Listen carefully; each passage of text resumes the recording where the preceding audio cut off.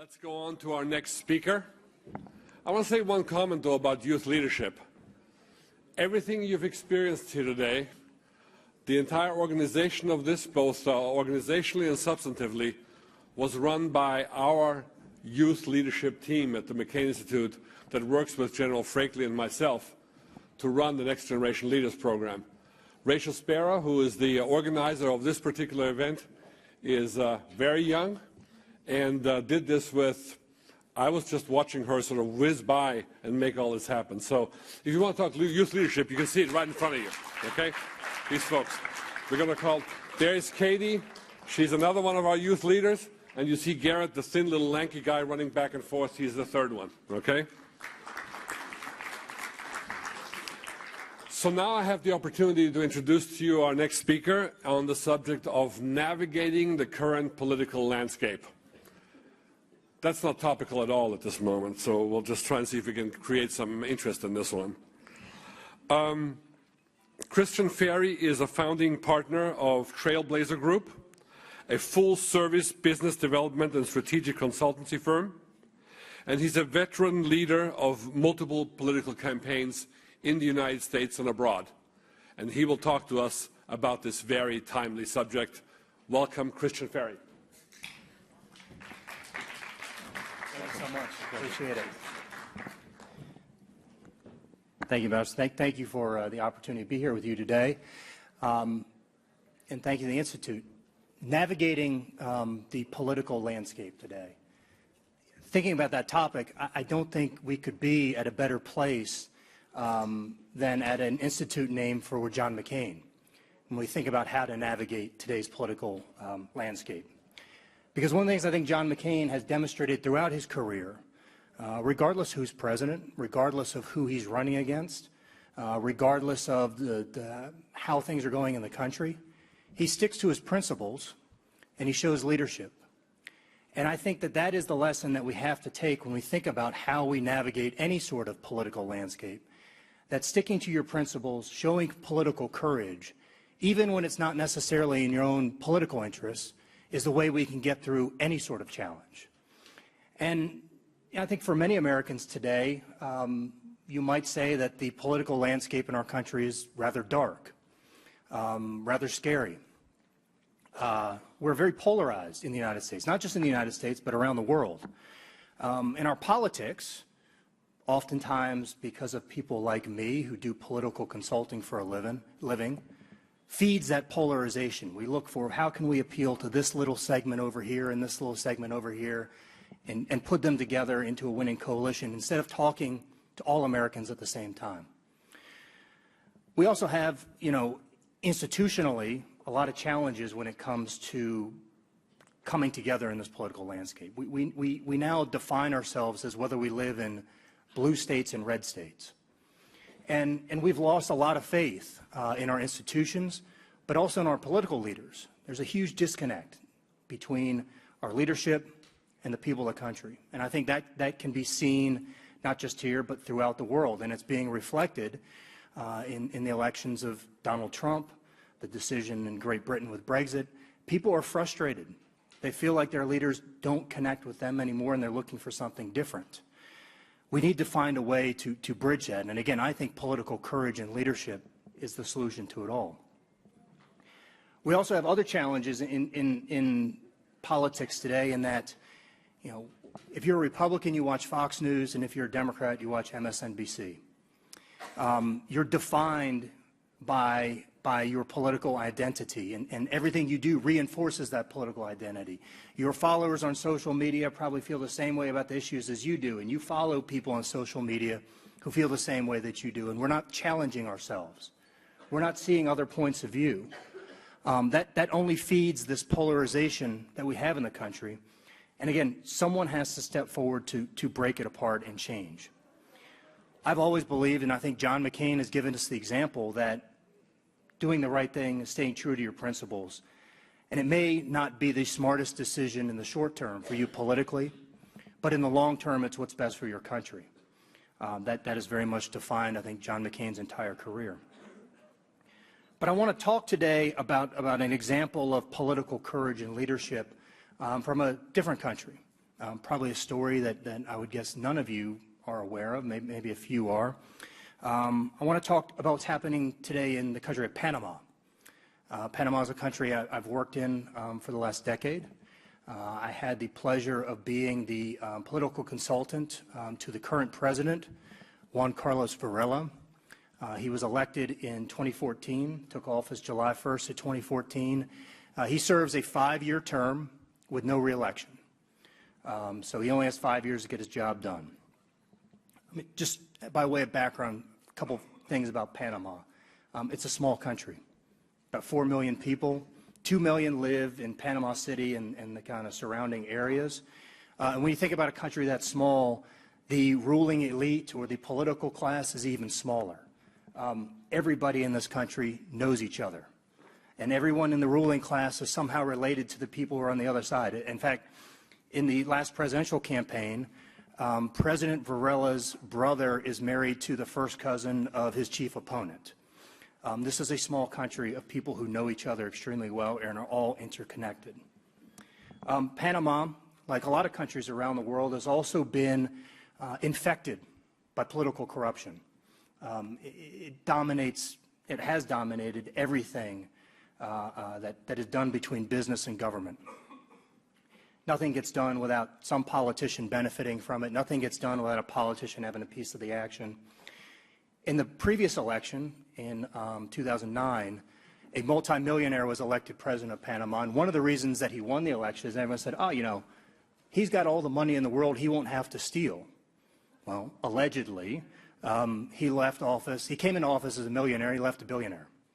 Corruption only skyrocketed during his 5 years in office. And it got progressively worse to a point that the country was really, despite 8% economic growth over the last decade, its institutions were fundamentally broken with this corruption. President Varela won his election not really on a platform of anti-corruption. He ran on an economic message, talking about how do we lower the cost of food and reduce the cost of living. How can we invest instead of in mega construction projects like new roads and stadiums and highways? How can we invest more in people projects? How can we invest in housing? Taking the poor barrios and transforming them into, instead of shacks, stable homes with indoor plumbing.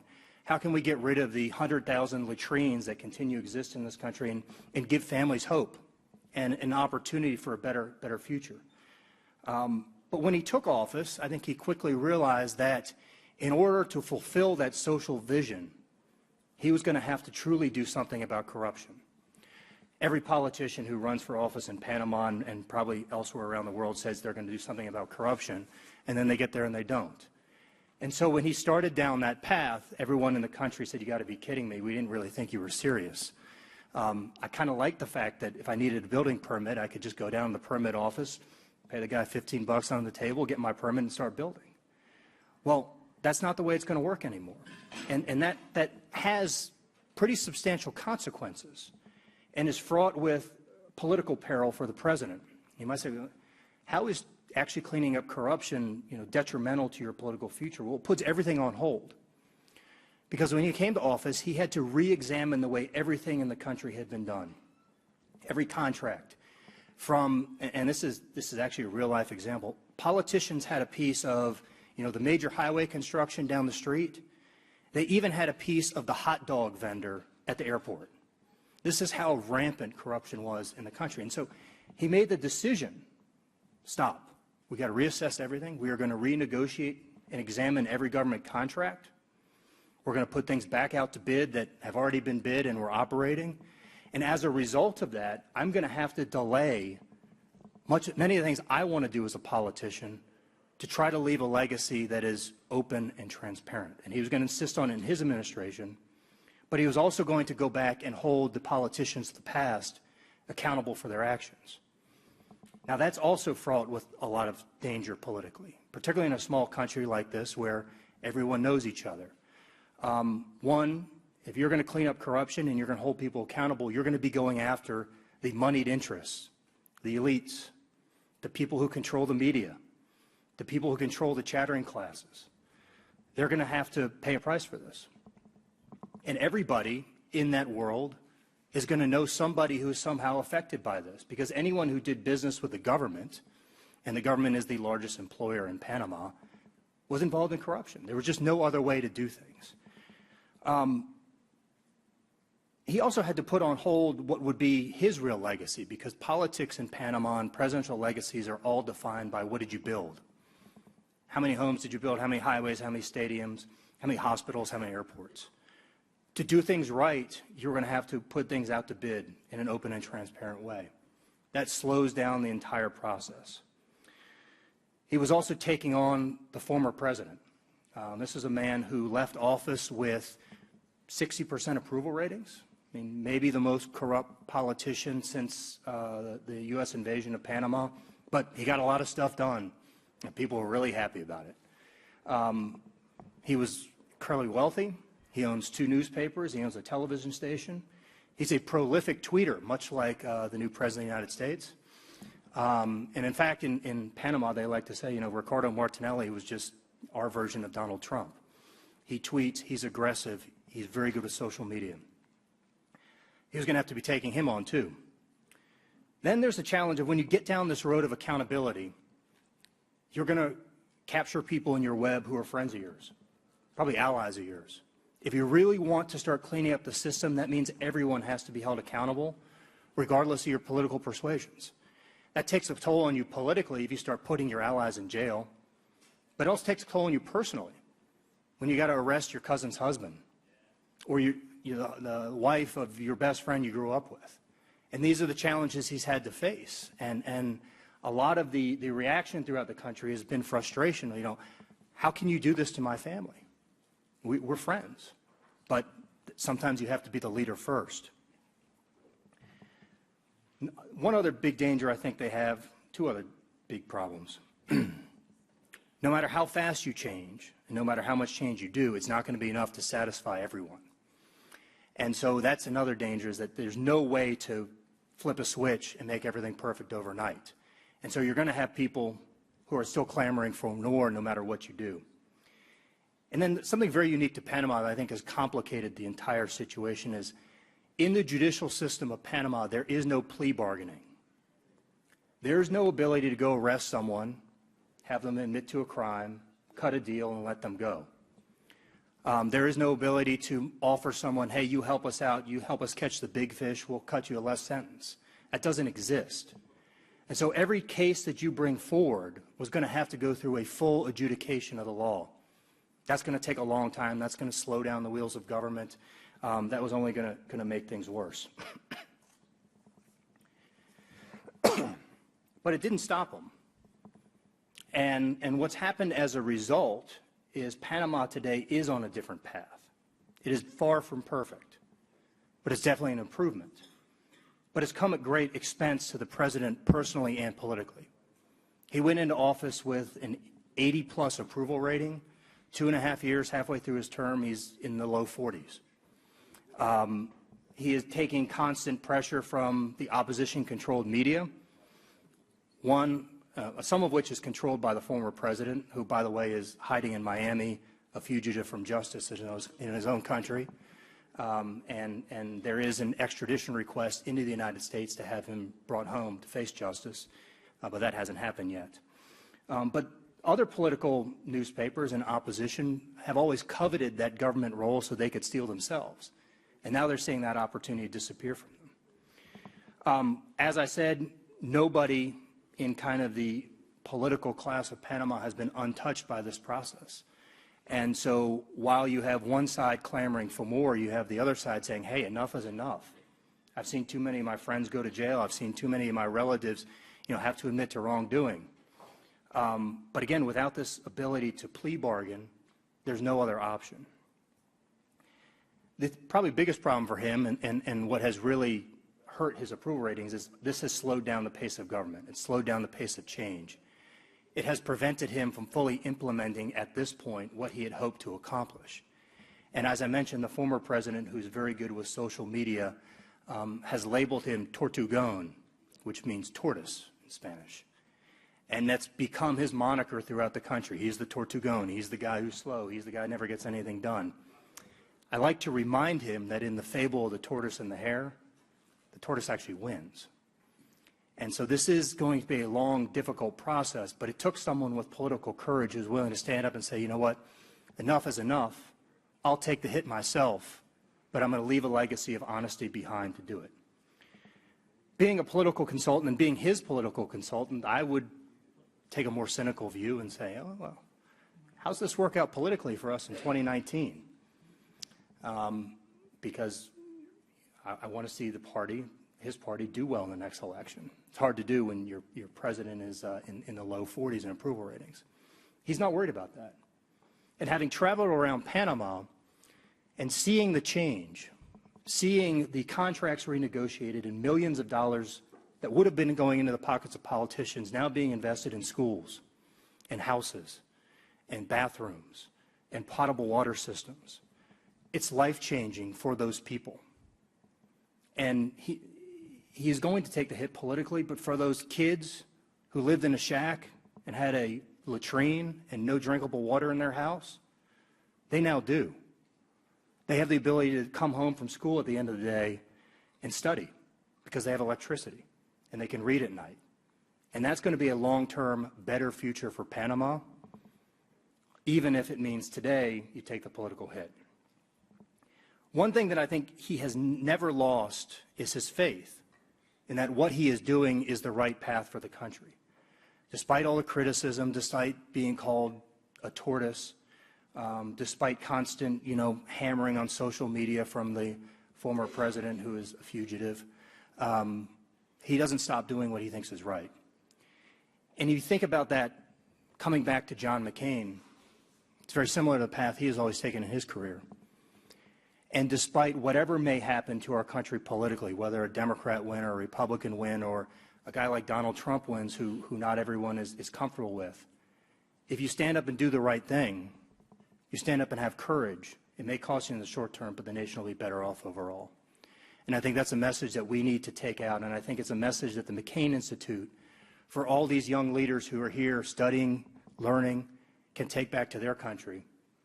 Political courage will always win the day, even if you have to take the short-term political hit. For that, I thank you very much for your time, and I'd be happy to take any questions.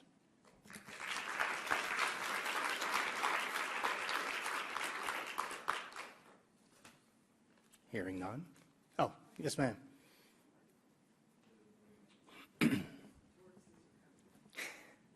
Hi, my name is Mindy Reiser. I'm vice president of an NGO called Global Peace Services USA. I'm wondering what impact this act, this series of acts of moral courage, have had on other leaders in Central America and South America. Has it engendered an idea that they might want to follow some of this? Has he gone around and met with other leaders and tried to serve as a mentor? As evaluators like to say, what has been the impact of this to folks who may not have taken this road before? No, that's a great question. He's 2.5 years into a 5-year term. And yes, I think he is trying to share that message elsewhere. But the problem we have in politics is everyone wants to see the proof, which is, did you win the next election? Well, in his case, he can't run for re-election, so it's going to be, did your party win re-election? And in the history, it's just a strange little fact, but in the history of Panama since 1989, since the U.S. invasion and the restoration of democracy, no political party has ever been re-elected to the presidency. So he has history against him, but he's in a pretty good situation because as difficult as his road has been thus far, the political opposition is in pure turmoil.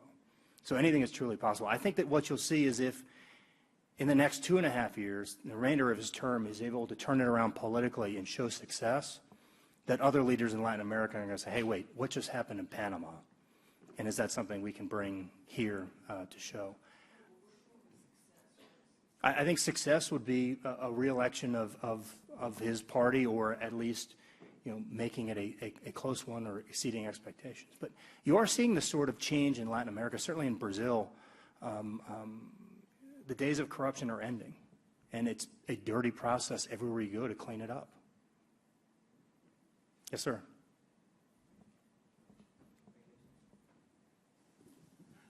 Edward Roeder's Sunshine Press.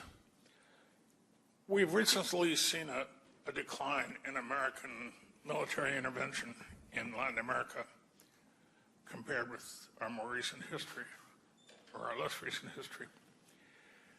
Now that this wave of populism is sweeping America,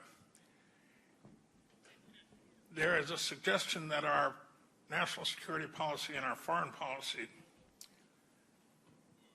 which have normally been based upon protecting America's interests as opposed to America's ideals, may shift more toward the ideal. Do you see it likely that America represents a threat or a promise to struggling people in Latin and Central America, such that we might use our national security might more on behalf of our ideals than on behalf of our interests? In my experience, by interests, I mean corporate values that so alienated the working class that they ceased to identify with America's foreign policy. in my experience, and it's a little bit limited because I'm working primarily in one country, but talking to a lot of leaders in the area, America remains for them a shining city on a hill. It is still a land of opportunity, a land of hope. It's the reason so many immigrants from the region want to come here, because there are jobs available and there's an opportunity to lift yourself up out of poverty. Those opportunities don't necessarily always exist in Latin America, but they're clamoring for them. And I can tell you in the case of Panama, what they are trying to do is instill into the population the opportunity for there to be a Panamanian dream.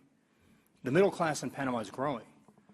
It's impossible not to when you see the kind of economic growth that they've had. And they're very fortunate to have the canal as an incubator of that kind of continuing economic success. But being able to invest in the poor, in giving them an opportunity to improve themselves, and instilling upward mobility, I think is something that, at least in Panama, they're trying to do, and the United States should be doing more in the region to help that.